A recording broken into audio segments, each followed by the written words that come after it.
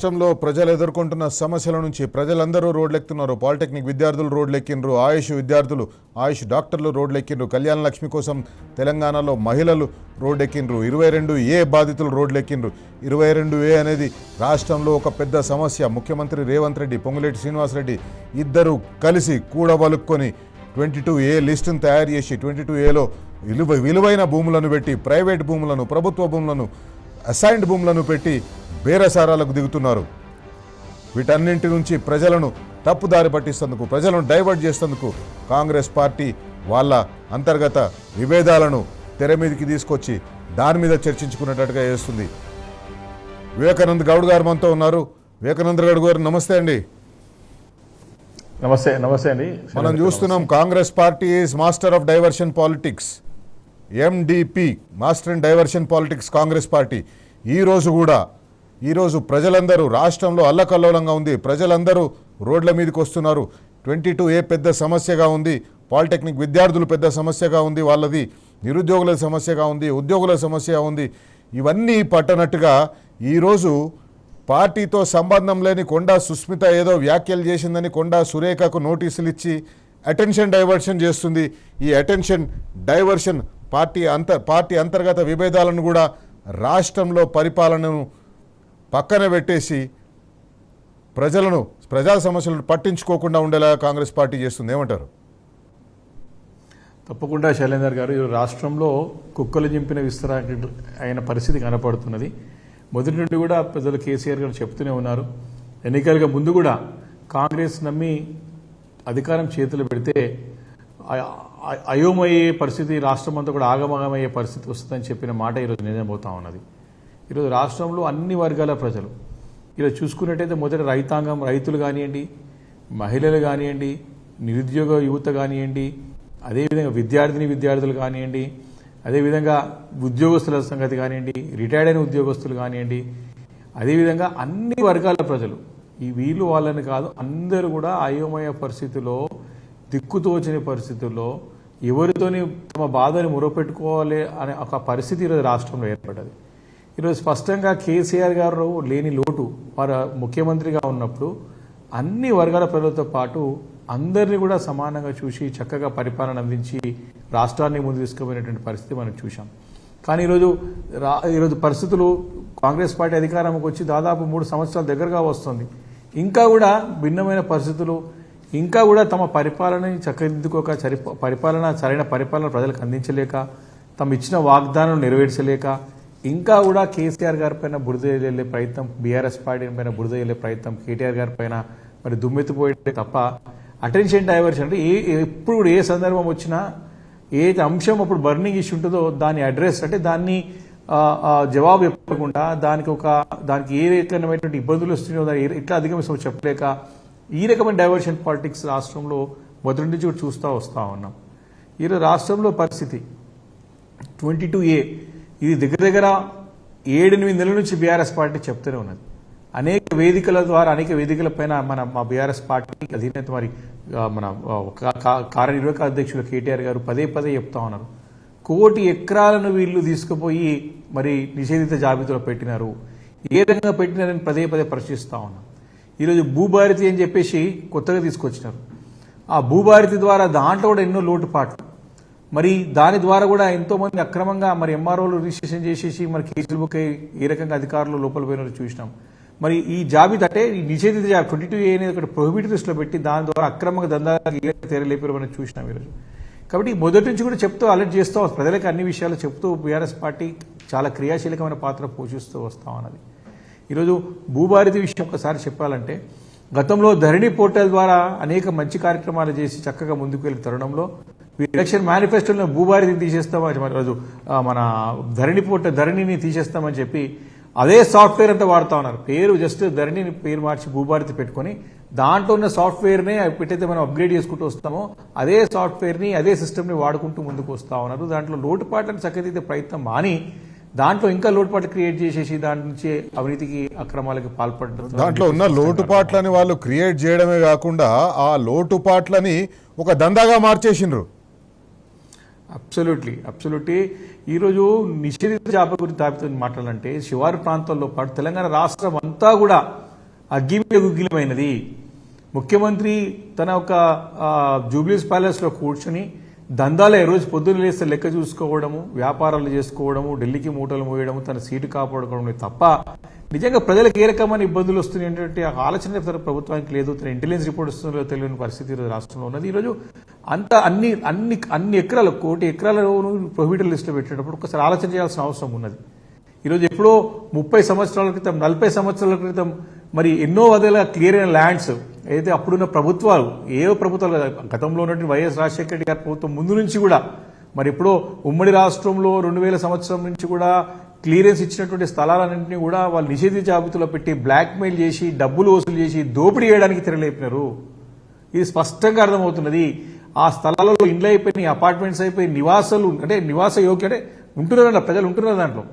అలాంటి యొక్క భూములను కూడా తీసుకుపోయి ప్రొహిబిటెడ్ లో పెట్టేసి 22లో పెట్టి మరి దరఖాస్తు పెడితే అయిపోతుంది, టోల్ ఫ్రీ నెంబర్ చేస్తే అయిపోతుంది అని చెప్పేసి సంబంధిత శాఖ మంత్రి పొంగులేటి శ్రీనివాసరెడ్డి స్పష్టంగా తప్పదో పట్టిస్తూ ప్రజలని మభ్యపెట్టే ప్రయత్నం ఈ 2 రోజులు చూస్తా ఉన్నాం. క్షమాపణ కోరడమే కాకుండా మేము క్లియర్ చేస్తాము, ప్రజలకి మేము ఇలాంటి ఇబ్బంది లేని ఇబ్బంది అని సృష్టించిందే వీళ్ళు.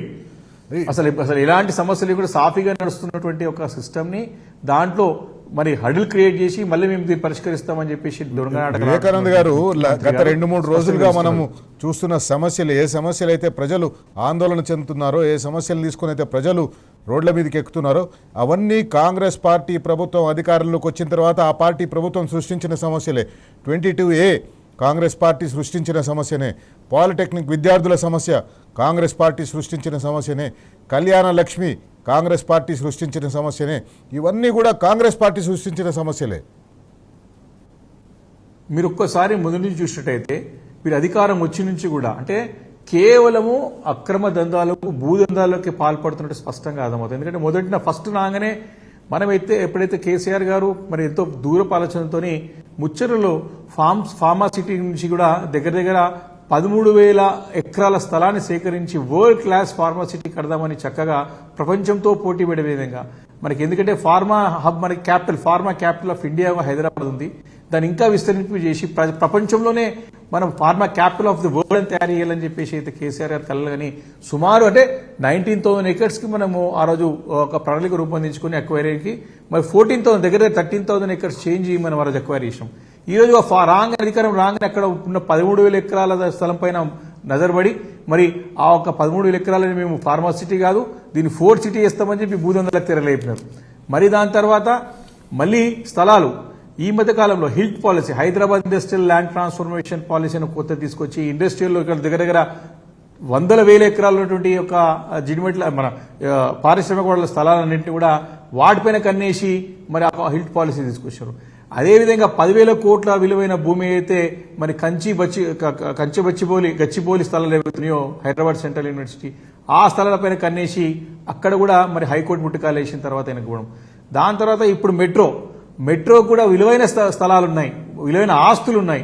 ఆ ఆస్తులపైన కన్నేసి ఎల్ఎన్టీ నుంచి రాష్ట్ర ప్రభుత్వం స్వాధీనం చేసుకోవాలని చెప్పి తద్వారా దాని నుంచి భూదందాలు అనే ప్రయత్నం చేసి అది కూడా ఇప్పుడు చితకలబడి మరి బోర్లాబాక పడ్డ పరిస్థితి చూసినాం. అంటే మొదటి నుంచి కూడా చూసినట్టయితే వీళ్ళ దృష్టి అంతా కూడా భూములపైన స్థలాల చుట్టే వీళ్ళ నజరంతా తిరుగుతా ఉన్నది. వీళ్ళ దృష్టి అంతా కూడా భూమి చుట్టే తిరుగుతా ఉన్నది. భూముల ద్వారా వ్యాపారాలు చేయాలి.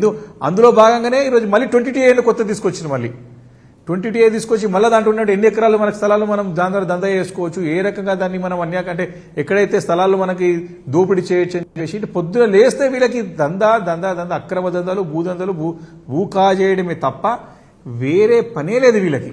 ప్రజల సమస్యలను పట్టించుకోవాల్సింది పోయి కాంగ్రెస్ పార్టీ మొదటి నుంచి కూడా ప్రజల సమస్యలు అసలు వాళ్ళు కేవలం దందాలు చేసేందుకు కోసం, కేవలం భూములను సంపాదించేందుకు కోసం, కేవలం కమిషన్లు తీసుకుంటందుకు కోసమే అధికారంలోకి వచ్చినట్టుగా కనిపిస్తుంది స్పష్టంగా. దీంతో పాటు ఈరోజు చూసినట్టయితే రైతులకి మనం చూసినట్టయితే మనం ఆ రోజు మంచి నాణ్యమైనటువంటి విద్యుత్ సరఫరాతో పాటు 24 గంటలు ఉచిత విద్యుత్ రైతులకు అందించినట్టు ఘనత మరి ఆ రోజు కేసీఆర్ గారికి, మా బీఆర్ఎస్ ప్రభుత్వానికి ఉన్నది. ఈరోజు ఆ పరిస్థితి లేదు. అంతెందుకు ఈరోజు హైదరాబాద్ నగరంలో కూడా శివర్ ప్రాంతాల్లో కానివ్వండి, పారిశ్రామిక ఇండస్ట్రీస్కి సరైనటువంటి క్వాలిటీ కరెంట్ ఇలాంటి పరిస్థితి ఈరోజు రాష్ట్రంలో ఏర్పడుతున్నది. ఈరోజు సరైనటువంటి విద్యుత్ సరఫరా లేదు, తాగునీరు, సాగునీరు లేదు, రైతులకి సరైన సమయంలో విత్తనాలు లేవు, వారికి యూరియా లేదు, వారు కష్టపడి పండిస్తే కొనుగోలు చేయడానికి ప్రభుత్వ యంత్రాంగం అంతా కూడా విఫలమైపోయింది. కొన్ని అరకొర ధాన్యాలకి డబ్బులు లేని పరిస్థితి. మళ్ళీ ఎన్నో వాగ్దానాలు దేవుడెరుగు. వారు కొత్తగా ఇచ్చినటువంటి 100 రోజులు, 6 గ్యారెంటీలు, 13 డిక్లరేషన్లు, 420 ప్రామిసెస్ దేవుడెరుగు. కేసీఆర్ గారు ఎంతో చక్కగా ప్రవేశపెట్టినటువంటి పథకాలు, అభివృద్ధి కార్యక్రమాలు ఏవైతే అన్ని వర్గాల ప్రజల్ని చక్కగా రాష్ట్రాన్ని నడిపిస్తున్నటువంటి సిస్టమ్ ఏతుందో వాటిని కూడా కంటిన్యూ చేయలేని పరిస్థితి దుస్థితిలో ఈ రాష్ట్ర ప్రభుత్వం ఉంది. ఈరోజు ఎన్ని డిస్కంటిన్యూ అండి. రుణమాఫీ విషయంలో రైతులను మోసమే, మరి రైతు బంధు విషయంలో రైతు బంధు చేసి రైతు భరోసాని పేరు పెట్టారు, దాంట్లో మోసమే. ఈరోజు అన్నిట్లో కూడా మోసానికి పాల్పడుతూ మళ్ళీ దాని అబద్ధాల ప్రచారం, మళ్ళీ దాన్ని కప్పుపించుకోవడానికి మళ్ళా బీఆర్ఎస్ పార్టీ పైన దుమ్మెత్తిపోయడం, కేసీఆర్ గారి పైన బురద చల్లడం తప్ప వారు పనులు చేయలేక విఫలమైపోయి విఫలాన్ని కప్పించుకుంటే కనపడకుండా చూడడానికి మా పైన బురద చల్లడం, రివర్స్ అటాక్ చేయడం. వివేక్ గారు ఒక చిన్న బ్రేక్ తీసుకుందాం. బ్రేక్ తర్వాత ముఖ్యమంత్రి రేవంత్ రెడ్డి దగ్గర ఉన్న శాఖలు ఒకసారి చూద్దాం. హోంశాఖ ఆయన దగ్గర ఉంది, లా అండ్ ఆర్డర్ అదుపులో లేదు. మున్సిపల్ శాఖ ఆయన దగ్గర ఉంది. ఇప్పుడు తాజాగా మన దగ్గర వస్తున్న, హైదరాబాద్లో వస్తున్న వార్తలు ఏంటంటే, వివేక్ గారితో బ్రేక్ తర్వాత మాట్లాడదాం. హైదరాబాద్లో వస్తున్న వార్తలు ఏంటంటే, హైదరాబాద్లో డెంగ్యూ వ్యాధి ప్రబలుతోంది. డెంగ్యూ తోటి హాస్పిటల్స్లో చాలామంది చేరుతున్నారు. దోమల అరికట్టని మహాప్రభు అని మున్సిపల్ ఎంటమాలజీ మున్సిపల్ అధికారులను ప్రజలు వేలాదిగా ఫిర్యాదులు వస్తున్నాయి. ప్రజలు వైరల్ ఫీవర్స్ తోటి సఫర్ అవుతున్నారు. దోమల మీద పట్టింపు లేదు ఈ కాంగ్రెస్ పార్టీ ప్రభుత్వానికి. అట్లాగే న్యాయశాఖ ముఖ్యమంత్రి గారి దగ్గరనే ఉంది. హైకోర్టులో ఉన్న కేసుని, కళ్యాణలక్ష్మి కేసుని చక్కగా డీల్ చేయలేకపోతున్నారు.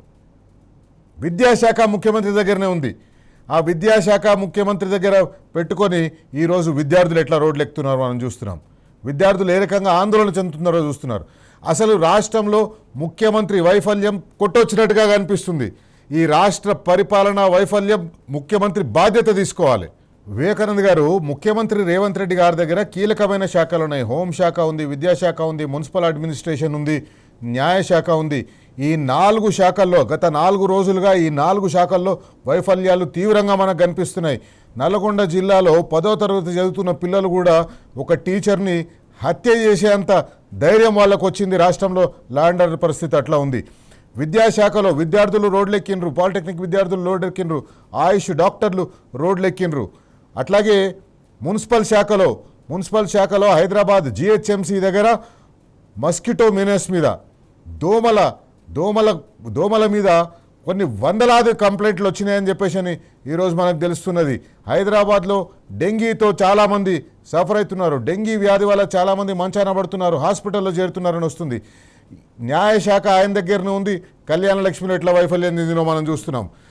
ఈ ముఖ్యమంత్రి పూర్తి వైఫల్యం కాదా ఇది తెలంగాణ రాష్ట్రంలో ఈ రకంగా పరిస్థితులు ఉండడం వల్ల? ఈరోజు రాష్ట్రంలో ఒక్కసారి స్పష్టంగా చూసినట్టయితే ముఖ్యమంత్రి రేవంత్ రెడ్డి గారు పాలన గాలికి వదిలేసినాడు.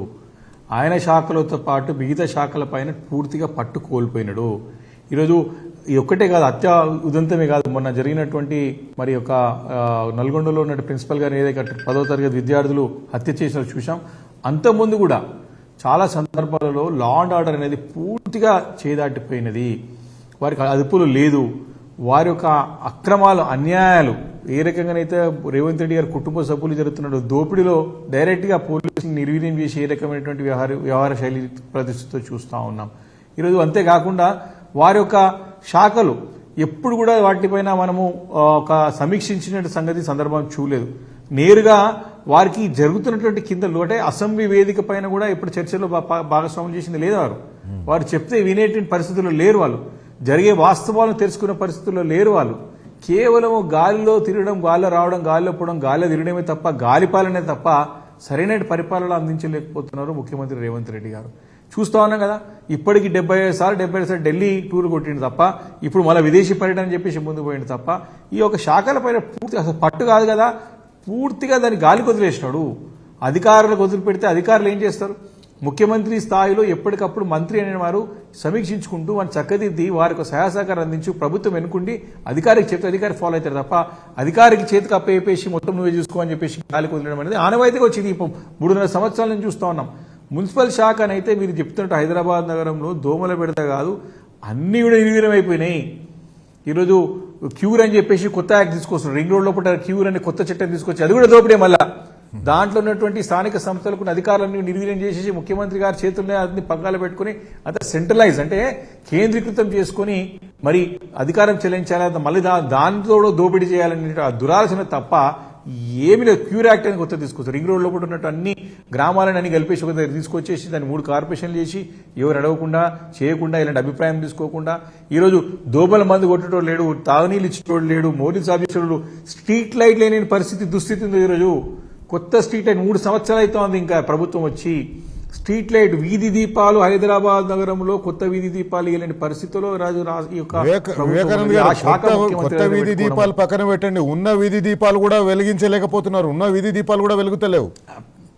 అబ్సల్యూట్లీ ఇదన్నీ గాలికి వదిలేసి కొత్తది ఏంటంటే ఫోర్త్ సిటీ అని కొత్తది పెట్టుకున్నాడు. ఏదో ఆ ఫోర్త్ సిటీ పెట్టుకుని ఎప్పుడు అరే ఉన్న నగరాన్ని నుంచి పట్టుకో నాయన అంటే ఇది ఉన్న నగరాన్ని గాలికి వదిలేసి లేని తనకు తాను ఊహించుకొని సృష్టిస్తున్నా నేను సృష్టించబోతున్నటువంటి ఒక ఫోర్త్ సిటీ అని చెప్పేసి దాని గురించి కళలు అనుకుంటూ ఈ నగరాన్ని ఎంతో పూర్తిగా విస్మరిస్తున్నాడు. ప్రజలు గమనిస్తున్నారు ఇదంతా కూడా. ఈరోజు ప్రతి అంశంలో కూడా విద్యార్థుల విషయంలో కూడా ఫీ రీఎంబర్స్మెంట్ ఎంత ఘోరమైన పరిస్థితిని పాలిటెక్నిక్ విద్యార్థులు రోడ్డు పైనకి వచ్చేసి బాధపడుతూ ఉంటే వారి జవాబుదారీగా మాట్లాడేటువంటి ఒక ప్రభుత్వం నుంచి ఒక ప్రతినిధి లేడే. ఈరోజు ఏ విషయమైనా సరే దానిపైన అర్థం చేసుకుని దాన్ని సమీక్షించి దాన్ని పునరాలోచన చేసి దాన్ని ఏ రకంగా వాడు ముందుకు పోతే బాగుంటుందని చెప్పి ఆలోచన పరిస్థితి లేదు రాష్ట్రంలో. ఈరోజు ఫీ రీఎంబర్స్మెంట్ విషయంలో చూసినట్టయితే ఎంత దారుణమైన పరిస్థితి. ఫీ రీఎంబర్స్మెంట్ డబ్బులు అంటే అసలు అవినీతికి అయితే అదుపు లేదు. 30% డబ్బులు ఇస్తే తప్ప ఫీ రీఎంబర్స్మెంట్ డబ్బులు ఇస్తలేరు ఈ ప్రభుత్వం. చాలా స్పష్టంగా ఏ యాజమాన్యాన్ని, ఏ డిగ్రీ కాలేజ్, ఏ ఇంజనీరింగ్ కాలేజ్, ఏ యొక్క విద్యా శాఖ, ఏ యొక్క విద్యాలయాన్ని అడిగినా వాళ్ళు చెప్తారు డబ్బులు లేనిదే డబ్బులు విడతలేదు. మరి రీసెంట్గా చూసినాం ఒక రిటైర్డ్ ఉద్యోగిని, ఒక మహిళా ఉద్యోగి నుంచి ఏ రకంగా ఆరోపణలు లేని తనకు అనుభవాన్ని బహిర్గతం చేసిందో చూసాం. ఇది రాష్ట్రంలో పరిస్థితి అట్లున్నది. కానీ ముఖ్యమంత్రి గారు విద్యాశాఖ తన దగ్గర పెట్టుకొని, హోంశాఖ తన దగ్గర పెట్టుకొని, మున్సిపల్ శాఖ తన దగ్గర పెట్టుకొని, ఇక న్యాయశాఖ తన దగ్గర పెట్టుకొని ఏ ఒక్కదాన్ని కూడా న్యాయం చేయలేకుండా కేవలం ధనార్జన అంటే దోపిడీకే ప్రాధాన్యత ఇస్తున్నట్టు స్పష్టంగా కనపడుతున్నది. ఈరోజు కళ్యాణ లక్ష్మి షాదీ ముబారక్ అనేది ఎంత మంచి స్కీమ్ అండి. అది దాన్ని డిఫెండ్ చేసుకోవాలంటే దాని యొక్క గొప్పతనాన్ని, దానితో వచ్చిన లాభాలను చెప్పలేని పరిస్థితుల్లో దుస్థితిలో రాష్ట్ర ప్రభుత్వం ఉంది. అసలు 18 సంవత్సరాలు నిండకుండా పెళ్లిళ్ళు చేస్తున్నారని చెప్పేసి ఒక ఆలోచనతోని ఈ సామాజిక రుగ్మత, దీని సోషల్ ఈవిల్ని మనం తరిమి కొట్టాలని చెప్పేసి ఆ రోజు కేసీఆర్ గారు మరి 18 సంవత్సరాలు నిండే వారికే మరి 18 years అంటే మన గ్రామీణ వాతావరణంలో చాలా దారుణమైన పరిస్థితులు ఉంటాయి. మనకి ఒక పేదింటి ఆడబిడ్డ పెళ్లి చేయాలంటే ఎంత భారమో స్వయంగా కేసీఆర్ గారు చూసిన పరిస్థితి. అలాంటిది ఆ ఒక పేదింటి ఆడబిడ్డ పెళ్లి భారం కాకూడదు పేదవారికి అని చెప్పేసి మరి ఆ రోజు కళ్యాణ లక్ష్మి ఒక 50,000తో స్టార్ట్ చేసి ₹1,00,000 వరకు తీసుకొచ్చి చక్కగా మరి దగ్గర 15 లక్షల పెళ్లిళ్ళు చేసినటువంటి ఘనత కేసీఆర్ దక్కుతుంది. వీళ్ళు వచ్చి 2.5 సంవత్సరాలు అవుతా ఉన్నది. ఇంత మంచి ఒక స్కీమ్ ద్వారా జరిగిన లాభాలని కోర్టుకి తెలియాల్సిన అవసరం ప్రభుత్వం పైన ఉంటుంది. మరి ఈ యొక్క మ్యారేజెస్ అంటే 18 సంవత్సరాల లోపల ఉన్నటువంటి పెళ్లిళ్ళు, మన పెళ్లిని మనం అరికట్టగలిగినాం. అదేవిధంగా పేదింటి ఆడబిడ్డ పెళ్లి భారం కాకూడదు పేదవాడికి. సంతోషంగా అరే కేసీఆర్ గారి ప్రభుత్వం ఉన్నప్పుడు మాకు ₹1,00,000 వస్తాయని ధైర్యంతో పేదింటి వాడు కూడా మరి పెళ్లి చేసుకుని చక్కగా మరి పిల్లల పెళ్లి చేసినటువంటి భారం లేకుండా పెళ్లి చేసినటువంటి సంగతి ఆ రోజు ఎంతమంది ప్రభుత్వాన్ని కొనియాడండి. ఒక మేనమామగా ఒక ఇంటి పెద్దదిక్కుగా కేసీఆర్ గారిని చూసిరు ఆ రోజు. మరి ఈరోజు అలాంటి చక్కటి స్కీమ్ని డిఫెండ్ చేసుకుని కోర్టుకు తెలియజేసి ఒక సామాజిక రుగ్మతని మనం బయట చేసుకోగలిగినాము, ఈ స్కీమ్ ని డిఫెండ్ చేయాలి, ఈ స్కీమ్ ని కంటిన్యూ చేయాలనే చిత్తశుద్ధి ప్రభుత్వంలో ఉన్నట్టుగా అనిపిస్తలేదు. ఎందుకంటే నిజంగానే చిత్తశుద్ధి ఉన్న వాళ్ళైతే ఆ పిటిషన్ ఎప్పుడైతే పడ్డ తర్వాత కోర్టు టైం ఇచ్చేసి కౌంటర్ ఫైల్ చేయమన్నదో ఆ కౌంటర్ ఫైల్ చేసే టైంలోనే వీళ్ళు కౌంటర్ ఫైల్ చేసి ఉండాలి. కానీ అది ఫైల్ చేయలేదు కాబట్టి వీళ్ళకి చిత్తశుద్ధి లేదని ఖచ్చితంగా చెప్పొచ్చు మనం. వాళ్ళకి చిత్తశుద్ధి లేదు, వాళ్ళకి ఒకటే ఉంది కాంగ్రెస్ ప్రభుత్వంలో ముఖ్యమంత్రి గారితో పాటు వారి ముఠా అందరూ కూడా ఈ స్కీములన్నీ అయిపోవాలి, ఏమున్నా ఈ ప్రభుత్వ డబ్బులన్నీ కూడా కాంట్రాక్టుల డబ్బులు లాక్కోవాలి, డబ్బులు మూడలు వేసుకోవాలి తప్ప అసలు వేరే ఆలోచన లేదు. ప్రభుత్వం ఎప్పుడు అయిపోతే బాగుంటుందా అని చూస్తా ఉంది ప్రభుత్వం. ఈ రైతు బంధు ఎందుకు వేయాలని ఆలోచన చేస్తారు? అరే ఈ స్కీమ్ పెన్షన్ ఎందుకు పెంచాలి, పెన్షన్ అవసరమా ఇంతమందికి అని ఆలోచన చేస్తారు. ఈ పైసలు మిగిల్చుకొని ఏమి అసలు ఆ ట్రెజరీలో పైసలన్నీ మేమే కాంట్రాక్టర్ డబ్బులు ఇచ్చేసుకుని వాళ్ళ దగ్గర పైసలు తీసుకోవాలనే ఆలోచన దురాలోచన ఇదంతా కూడా. చిత్తశుద్ధి దేవుడు ఎరుగు శైలేందర్ గారు. వివేక్ గారు దాదాపు 10-12 సంవత్సరాలు ఏ ఆటంకం లేకుండా నడిచిన పథకాలు కూడా కాంగ్రెస్ పార్టీ లిటిగేషన్ లో పడేస్తుంది. అబ్సల్యూట్లీ. ఈరోజు మనం ఒకటి చూసినట్టయితే ఆ రోజు కేసీఆర్ కిట్ కూడా ఎంత మంచి స్కీమ్ అండి అది. ఒక పేదింటి ఆడబిడ్డకి ఒక కొడుకు పుడితే 12,000 రూపాయలు, ఆడబిడ్డ పుడితే 13,000 రూపాయలు ఇచ్చినటువంటి ఘనత రోజు కేసీఆర్ గారికి బీఆర్ఎస్ ప్రభుత్వం దక్కింది ఆ రోజు. ఎందుకంటే డైలీ వేజెస్ వేసుకునేటువంటి ఎందుకంటే చాలా మంది పని చేసుకునేటువంటి పరిస్థితుల్లో ఆలుమొగులు అంటే భార్యాభర్తలు ఇద్దరు కూలీనాలి చేసుకుని బ్రతికేటువంటి కుటుంబాలకు ఆసరగా అండగా ఆ స్కీమ్ అనిపించింది. ఒక 4 నెలలు 3 నెలలు పనికి పోకున్నా డబ్బులు వస్తాయి. సో దట్ తల్లి మరి హెల్దీ ఉంటుంది, బిడ్డ హెల్దీ ఉంటుంది. అప్పుడు ఈ యొక్క మన రాష్ట్రంలో ఈ యొక్క ఇన్ఫాంట్ మోర్టాలిటీ రేట్ మనకి మాతా శిశు మరణాలను చాలా వరకు తగ్గించగలిగింది ఈ స్కీమ్. కేసీఆర్ కిట్ ద్వారా ఈ యొక్క పిల్లలకి డబ్బులు ఇచ్చినటువంటి సందర్భంలో మరి మాతా శిశు మరణాలు చాలా వరకు తగ్గించగలిగినటువంటి స్కీమ్, బ్రహ్మాండ స్కీమ్ ఇది. అలాంటి స్కీమ్ను కూడా చక్కగా నిర్వహించలేకపోతున్నారు. అంటే ఏంటంటే మంచి మంచి పథకాల ద్వారా ఏదైతే లాభాలు ప్రజలకు డైరెక్ట్ లాభాలు అయినాయో, సమాజానికి లాభమైంది, రాష్ట్రానికి లాభమైంది, అలాంటి స్కీమ్స్ కూడా కంటిన్యూ చేయడంలో ఘోరంగా విఫలమైంది. ఎందుకంటే వీళ్ళ ఆలోచన దురాలోచన అంతా కూడా. కేసీఆర్ గారికి చక్కటి పేరు వచ్చింది, 10 సంవత్సరాలు బ్రహ్మాండమైన పాలన చేసిండు.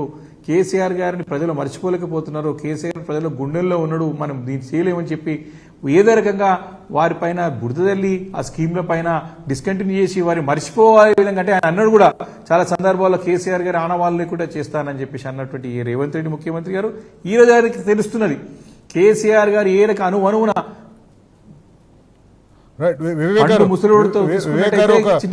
ఒక చిన్న బ్రేక్ తీసుకుందాం. బ్రేక్ తీసుకున్న తర్వాత ఈ కాంగ్రెస్ పార్టీ వాళ్ళ అంతర్గత కుమ్ములాటల వల్ల, వాటాల పంపకాల్లో వచ్చిన తేడాల వల్ల ప్రజలను గాలికి వదిలేసి వాటిని పరిష్కరించే మార్గంలో వాళ్ళు పయనిస్తున్నారు. వివేక్ గారు, ఈ కాంగ్రెస్ పార్టీలో జరుగుతున్న డ్రామాను మీరు చూస్తూ ఉండింటారు. కాంగ్రెస్ పార్టీలో కొండా సురేఖ గారికి షోకాజ్ నోటీస్ ఇచ్చింది. ఎందుకంటే ఆమె కూతురు ఏదో కామెంట్ చేసింది కదా అని చెప్పేసి ఆమెకు షోకాజ్ నోటీస్ ఇచ్చిండ్రు.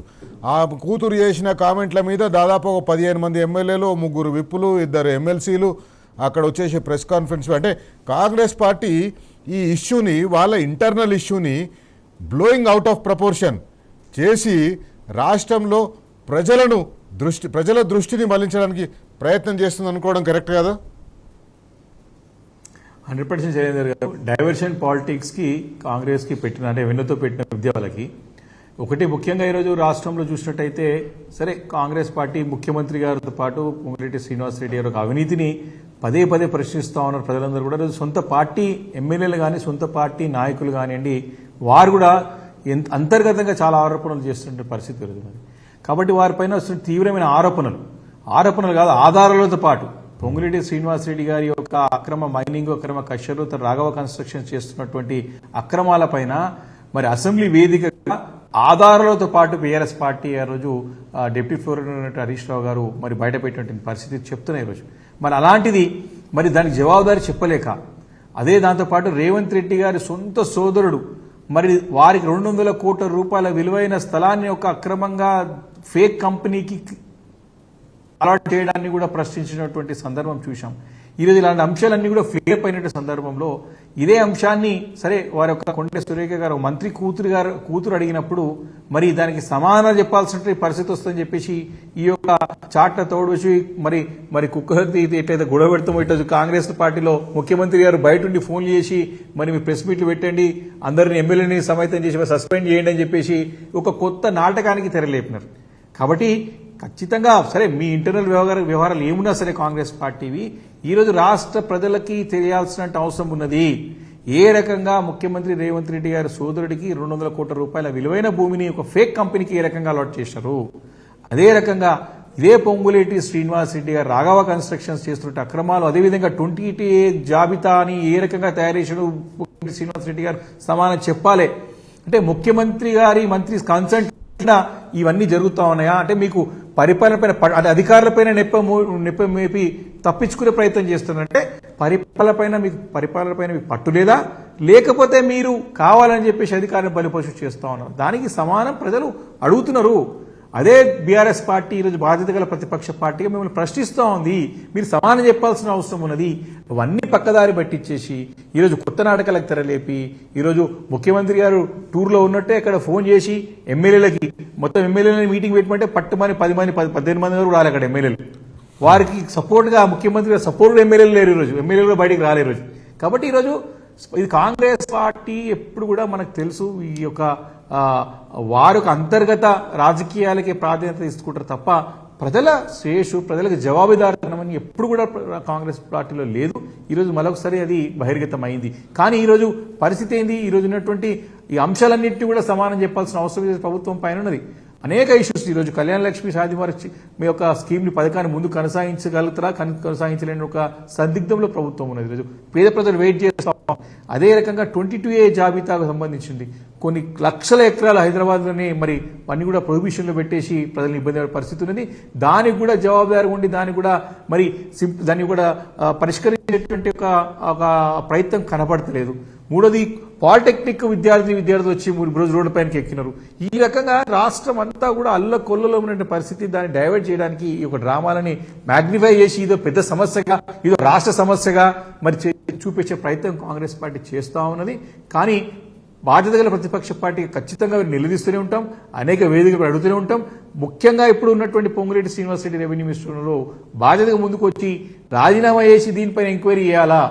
ఇప్పుడు ఫస్ట్ టైం కాదు, పొంగులేటి శ్రీనివాస్ రెడ్డి రెవెన్యూ శాఖ మంత్రి పైన వచ్చినటువంటి ఆరోపణ, వారిపైన వచ్చినటువంటి ఎలిగేషన్స్ ఇది మొదటిసారి కాదు, పదే మొదటి నుంచి వస్తాం అనేది వారి సొంత పార్టీ ఎమ్మెల్యేలు కోమటిరెడ్డి రాజగోపాల్ రెడ్డి గారు కానివ్వండి, అనేక మంది మరి దానిపైన మరి బహిర్గతంగా మాట్లాడే పరిస్థితులు కనపడుతున్నాయి.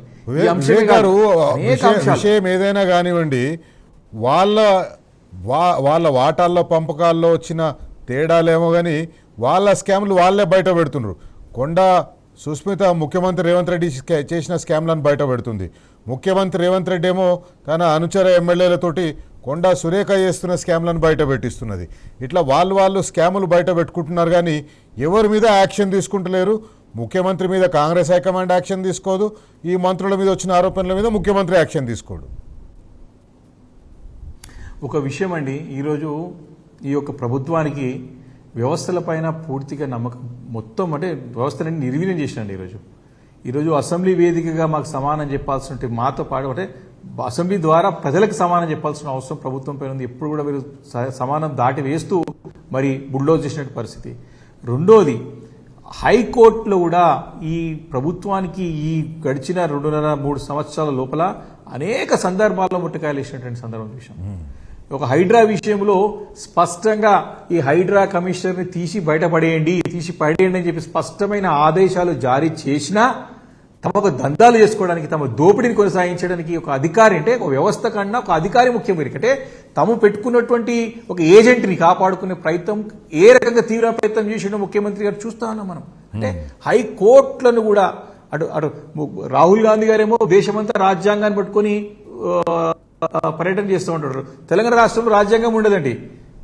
ఆయన సొంతంగా మన రేవంత్ రెడ్డి ఆయన ఆయన సొంత రాజ్యాంగం ఉంటుంది. ఇంకా అంటే ఈ రకమైన పరిస్థితి రాష్ట్రంలో ఉన్నది ఈరోజు. అంటే హైకోర్టుకి జవాబుదారి ఉండడు, ఇటు అసెంబ్లీకి జవాబుదారిగా ఉండడు, వ్యవస్థలు నిర్వీర్యం చేస్తారు.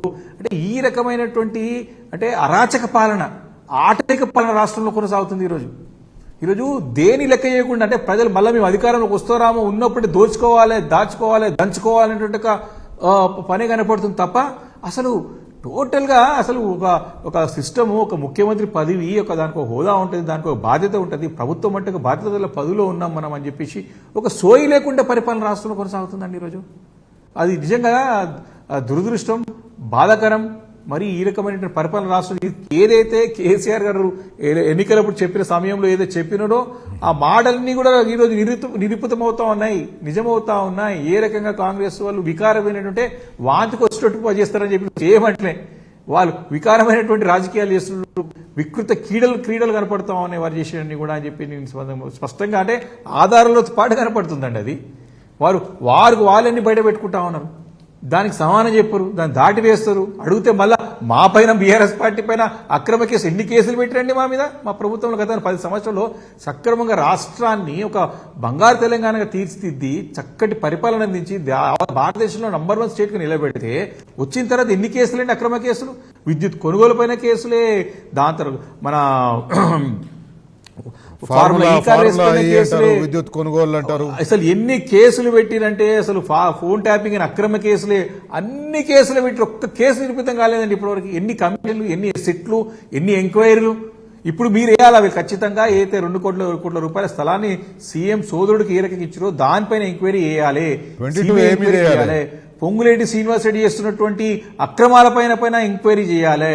సభా సంఘం వేయాలని చెప్పి డిమాండ్ చేసే రోజు అయితే వారి యొక్క అక్రమ మైనింగ్ పైన ఖచ్చితంగా ఒక సిట్టింగ్ హైకోర్టు జడ్జితోనన్నా లేకపోతే సభా సంఘం వేయాలని చెప్పేసి డిమాండ్ చేసిన రోజు. ఇన్ని హైడ్రా ఆగడాలు, 22 ఆగడాలు, ఎన్ని పొద్దున లేస్తే ఏ కొత్త స్కామ్ బయటపడుతుందని చెప్పేసి ఆశ్చర్యం కలుగుతా ఉందండి. కాబట్టి ఈ రకమైనటువంటి అరాచక పాలన రాష్ట్రంలో నడుస్తా ఉంది. తప్పకుండా దీనికి చెరబీత పాడే రోజులు దగ్గరలో ఉన్నాయి. థ్యాంక్ యూ వివేకానంద్ గారు, లైవ్లో పాల్గొన్నందుకు, మాతో కలిసి బరాబర్ అడిగినందుకు. ఇది ఇవాళటి కార్యక్రమం. మరో ముఖ్య అంశంతో మళ్ళీ కలుసుకుందాం. తరకు సెలవు. నమస్తే. జై Telangana. Stay tune to TV.